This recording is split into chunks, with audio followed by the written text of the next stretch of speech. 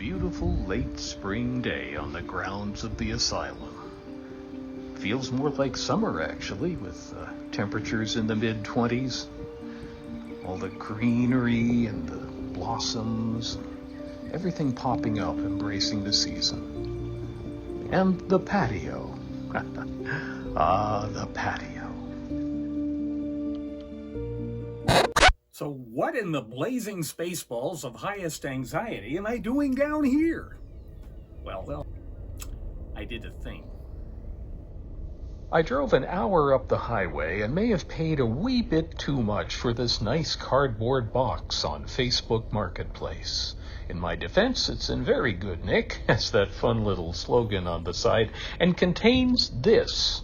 From 1958, an American Flyer Pacific Northwestern Elco diesel with 4 North Coast Limited coaches. Let's see what the Loco looks like after almost 70 years in service. Heavens, this is almost as good as the cardboard box. The paint is in great shape. The decals are nice and crisp. No breakages in the word marks or anything. All the ladders are there, which is just a great bonus. The horns aren't, though. We'll order some new horns. Trucks look good. What happens when we apply power? Not a lot.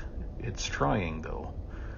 It's trying very hard to satisfy. I see the headlight. That's a good sign. Okay. Can we achieve any momentum? No, I don't think so. There's just not enough power getting to the motor. Let's take it to the bench, see what's going on.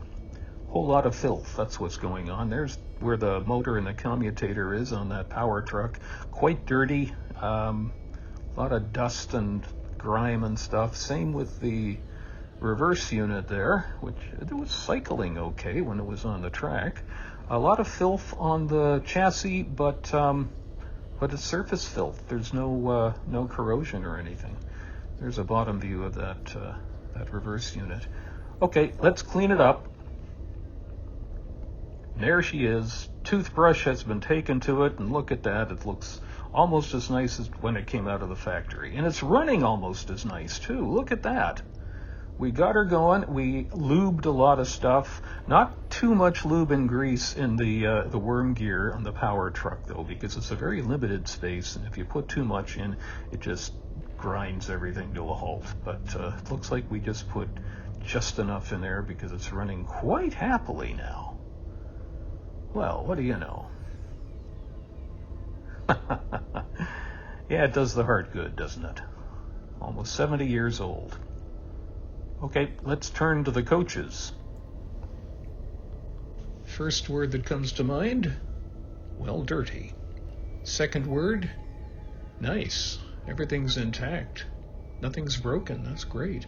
You can tell that the locomotive at the end was wrapped in plastic while the coaches were loose in the box, more prone to gathering dust and dirt and stuff.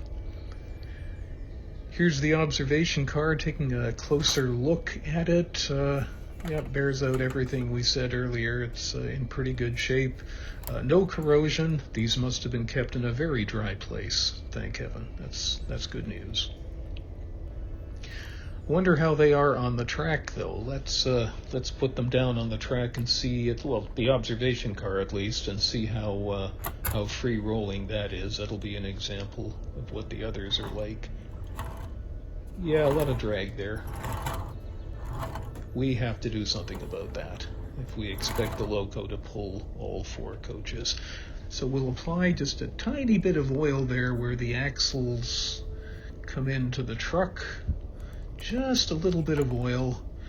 And we'll do that on each of the wheel sets, both ends of the axle, on all of the trucks, on all of the cars. That should keep me fairly busy for the next little while. We have found some damage. The window is broken and passengers are injured. The passengers are on their way to the hospital. They'll be fine. We'll take some produce packaging to repair the glass window on the observation car. And as you can see, aside from the lack of passengers, that worked out rather nicely. How did our lubrication job work out, though? Oh yes, much more free rolling.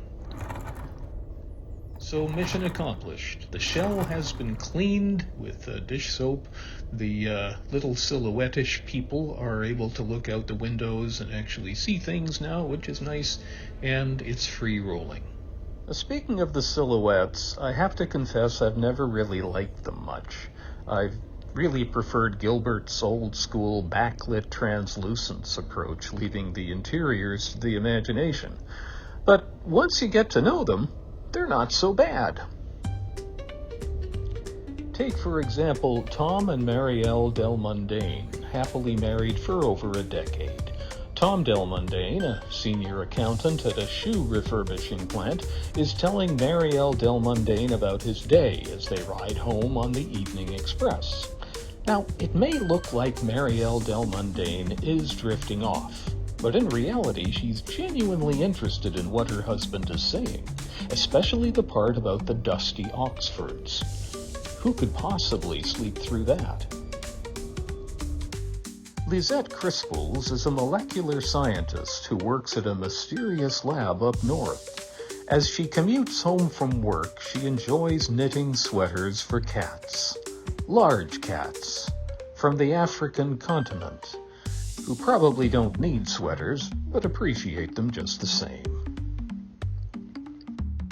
Over here we have Mrs. Boskins, traveling home with her snoozing husband and son Barney Boy Boskins.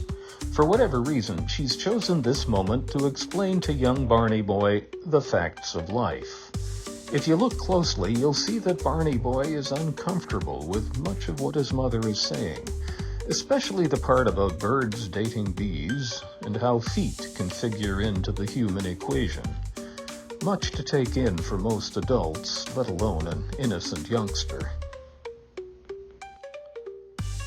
And then there's this mysterious gentleman smoking a pipe. Not much is known about him, he tends to keep to himself, but there's a rumor that he almost got a regular role on the old X-Files TV series. In the end, he lost out to the cigarette-smoking man. Apparently his pipe was considered too elitist. And, smelly. And here's 5-year-old Bellini Congaline. At the start of the journey, her parents gave her a little box of art supplies to pass the time, including a tube of glue from a leading brand known for bonding anything to anything. Halfway through her creative endeavors, she saw a herd of wild beaver elk through the window and rushed over for a better look, planting her glue-covered hands onto the glass. And now, here she stays. The fire department will be on hand, so to speak, when the train arrives at the station. Perhaps we'll meet a few more passengers in future videos. For now, though, let's wrap up this one with a running session.